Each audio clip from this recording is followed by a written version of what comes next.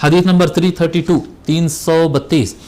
حدثنا علي بن حجر قال حدثنا علي بن مسهر عن مسلم الأعوري عن أنس بن مالك رضي الله عنه قال كان رسول الله صلى الله عليه وآله وسلم يعود المريض ويشهد الجنائز ويركب الحمار ويجيب دعوة العبد. فرماتے ہیں حضرت انس بن مالک رضی اللہ تعالی عنہ کہ رسول اکرم صلی اللہ علیہ وآلہ وسلم بیمار کی تیمارداری کرنے جاتے، عیادت کرنے جاتے، یعنی کوئی آدمی بیمار پڑ جائے تو اس کو دیکھنے کے، اس کی خیریت پوچھنے کے لیے جاتے. وَيَشْهَدُ الْجَنَائِزَ، اور لوگوں کے جنازے کے پیچھے چلتے. یہ بھی یاد رکھے جنازے کے پیچھے چلنا سنت ہے. یہ ہمارے پاس عجیب و غریب رواج ہے کہ جنازے کو کندھا دینا سنت ہے اور چاروں طرف سے کندھا دینا ہے اور گھسنا ہے. ایسا نہیں ہے، اس میں گڑبڑ ہوتی ہے، تکلیف ہوتی ہے، دھکے لگتے ہیں. ایسا نہیں ہے. جنازے میں چلنا سنت ہے. 4-6 لوگ سنبھال لیے، اٹھا لیے، لے جا رہے ہیں، ٹھیک ہے. سنت کیا ہے؟ جنازے کے پیچھے پیچھے چلنا، جنازے کے آگے نہیں چلنا. اور کندھا دینا بالکل لازمی نہیں ہے. اگر دیے کندھا دیے، نہیں دیے تو کوئی مسئلہ نہیں ہے. سرکار صلی اللہ علیہ وسلم کہیں پر ایسا حکم نہیں فرمایا کہ جاؤ کندھا دو، کندھا دینے والے کو اتنا ثواب ہے. ایسا لوگ سمجھتے. خاص طور پر بزرگوں کے جب جنازے ہوتے ہیں نا، بڑے لوگ کے جنازے ہوتے ہیں، لوگ گرتے ہیں، دھکے دیتے ہیں، پڑتے ہیں، پتہ نہیں کیا ہنگامہ مچا دیتے ہیں کہ ان کے جنازے کو میں کندھا دے دوں. یہ شرف ہے. یہ شرف وہی ہے جو مصطفیٰ نے شرف فرمایا. عزت اور عظمت اور ثواب اور درجہ وہیں پر ہے جہاں پر مصطفیٰ نے دیا. باقی سب انسان کے وہم و خیال ہے، وہم و گمان ہے. بزرگ آدمی ہو یا عام آدمی ہو، جنازے کے پیچھے چلنا سنت ہے.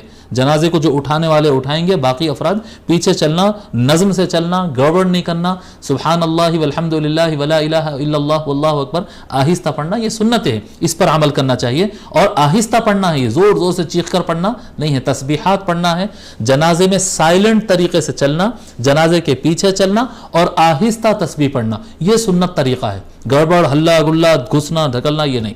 تو نبی اکرم صلی اللہ علیہ وآلہ وسلم جنازوں میں حاضر ہوتے تھے، جنازے کے پیچھے بھی چلتے تھے اور جنازے جب تک تدفین نہیں ہوتی وہاں پر تدفین ہونے تک وہاں پر رکتے.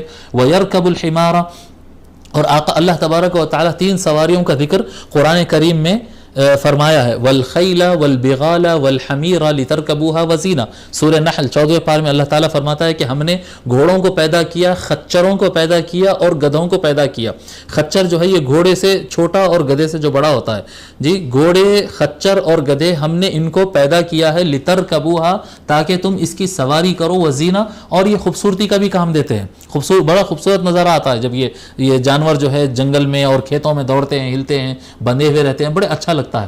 تو فرمایا کہ یہ زینت بھی ہے اور یہ سواری کرنے کے لیے بھی ہے. اور ان میں سب سے چھوٹی سواری جو ہے وہ گدھا ہے. جی وہ گدھا ہے، ڈنکی ہے جس کو کہتے ہیں، وہ سب سے چھوٹی اور سب سے سستی سواری. آج کے زمانے کے حساب سے اگر کمپیئر کرنے لگے تو آپ سمجھ لیجئے سائیکل. اس زمانے کے حساب سے یہ آپ سب سے چھوٹی سواری سائیکل جیسی ہے. جی آقا صلی اللہ علیہ وآلہ وسلم اس کی بھی سواری کرتے تھے. حالانکہ آقا صلی اللہ علیہ وآلہ وسلم اچھے سے اچھے گھوڑے اور سرخ اونٹ، جو اس زمانے کا سب سے اچھی سواری مانی جاتی تھی، سرخ اونٹ ہو یا سب سے اچھے گھوڑے ہو، حضور صلی اللہ علیہ وآلہ وسلم کے لیے سب حاضر ہوتا. جی صحابہ حاضر ہوتے یہ لے کر، لیکن آقا صلی اللہ علیہ وآلہ وسلم کبھی ان پر بھی سواری کرتے اور کبھی ان پر بھی سواری کرتے. تواضع کے اعتبار سے یہ نہیں کہتے کہ یہ کیا 3rd کلاس سواری پر میں بیٹھوں. جی نہیں، آقا صلی اللہ علیہ وآلہ وسلم کبھی کوئی سواری کو برا بھی نہیں کہتے اور آقا صلی اللہ علیہ وآلہ وسلم اس پر بیٹھنے سے کتراتے بھی نہیں اور اس پر سواری بھی کرتے. وَيُجِيبُ دَعْوَةَ الْعَبْدِ. شیخ الاسلام اکثر اپنے خطاب میں سرکار صلی اللہ علیہ وسلم دراز گوش پر سوار ہو کر جا رہے تھے. دراز گوش کا لفظ استعمال کرتے کیونکہ ہمارے پاس عرف میں یعنی گدھے کو ایک حقارت کی نظر سے دیکھا جاتا، حالانکہ وہ جانور حقیر نہیں ہے.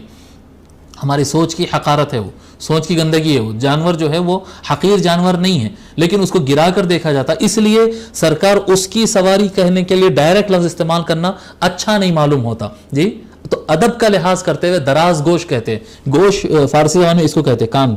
جی گوش گزار کرنا ہوتا ہے نا، مطلب ان کے کان پہ بات ڈالنا، گوش گزار کرنا. تو گوش اس کو کہتے ہیں، دراز گوش، لمبے کان والا. لمبے کان والے کی سرکار سواری کر رہے تھے، تو اس طرف سے ایک یعنی کنایا والا لفظ استعمال کرتے ادب کے لیے. ٹھیک ہے. وَيُجِيبُ دَعْوَةَ الْعَبْدِ. سلیو بھی اگر، جی سلیو غلام جو ہوتا نا، سلیو بھی اگر دعوت دیا تو سرکار اس کی دعوت میں جاتے. ہمارے پاس کیا ہے انتظار رہتا ہے کہ بڑے جگہ سے MLA کے پاس سے دعوت آنا ہے, رچ لوگ کے پاس سے دعوت آنا ہے, کھانا بھی پھر وہاں پر ویسا ہوتا نہیں. حضور صلی اللہ علیہ وآلہ وسلم کو اگر ایک سلیو, ایک غلام بھی اگر دعوت دیا تو حضور صلی اللہ علیہ وآلہ وسلم وہاں پر تشریف لے جاتے. وَكَانَ يَوْمَ بَنِي قُرَيْظَةَ عَلَى حِمَارٍ مَخْطُومٍ بِحَبْلٍ مِّن لِيفٍ عَلَيْهِ إِكَافٌ من لیف. اور جب بنو قریظہ کا واقعہ ہوا, بنو قریظہ کا واقعہ یہ جنگ خندق کے بعد کا واقعہ ہے. بنو قریظہ جو ہے غداری کرتے اندر, تو جنگ خیبر جیت جانے کے بعد, خیبر کر رہا ہوں, جنگ خندق جیتنے کے بعد وہ بنو قریظہ جو مدینے کے سٹیزن تھے لیکن غداری کیے تھے, ان کا حساب کرنے کے لیے, ان کے اوپر مقدمہ چلانے کے لیے کورٹ میں آقا صلی اللہ علیہ وآلہ وسلم جا رہے تھے. تو جب جا رہے تھے صحابہ کہتے ہیں ہم نے دیکھا کہ حضور صلی اللہ علیہ وآلہ وسلم اس دن اس دراز گوشت پر بیٹھ کر جا رہے تھے, جی اس جانور پر دراز گوشت کی سواری کر رہے تھے. سواری کم, عام سوچ کے حساب سے سواری کم تر ہے. اور علیہ بحبل مختوم بحبل من لیف, اور اس کا جو لگام بنا ہوا تھا وہ لگام بھی پتوں کی ستلی سے بنا ہوا تھا. پتوں کو, یہ کھجور کے جھاڑوں کے پتوں کو ایسا موڑتی ہے, جی موڑے تو کیسا بنتا ہے, اس کو جوائنٹ کر کے جو بنتی ہے اس کی ستلیوں سے جو ہے, پتوں کی ستلی سے اس کے لگام بنا ہوا تھا. علیہ اکاف من لیف, اور اس کے اوپر بیٹھنے کے لیے جو کپڑا ڈالا جاتا وہ بھی کوئی باضابطہ کپڑا نہیں تھا, وہ بھی پتوں کی چھال سے جو ہے بنا ہوا, کیا کہتے ہیں, کھجور کی چھال سے بنا ہوا کپڑا تھا. اس پر بیٹھ کر آقا صلی اللہ علیہ وسلم یعنی جا رہے ہیں ایک بڑے قبیلے کا فیصلہ کرنے کے لیے, اور ان کو سزا دلوانے کے لیے, ان کے اوپر مقدمہ چلانے کے لیے. اور اتنی یعنی دنیاوی سوچ کے لحاظ سے اتنی چھوٹی سواری کے اوپر آقا صلی اللہ علیہ وآلہ وسلم بیٹھ کر جا رہے ہیں, جبکہ اعلیٰ سے اعلیٰ سواری اختیار کی جا سکتی ہے. لیکن آقا صلی اللہ علیہ وآلہ وسلم ان باتوں کو بالکل اہمیت, یعنی سرکار کے پاس بڑے شاندار گھوڑے پہ بیٹھ کے آیا تو بڑا آدمی, اور اس پر اگر بیٹھا تو کوئی چھوٹا آدمی. نہ اس پہ بیٹھنے سے کوئی چھوٹا ہو جاتا, کوئی آدمی چھوٹا ہوتا ہے, نہ کوئی اس پہ بیٹھنے سے کوئی بڑا ہو جاتا ہے. آدمی ہوتا ہے, اپنے کردار سے بڑا اور چھوٹا ہوتا ہے, بڑا اور چھوٹا ہوتا ہے. وقت اضافہ ہو گیا تو یہاں پر ہم اپنی بات کو موقوف کرتے ہیں.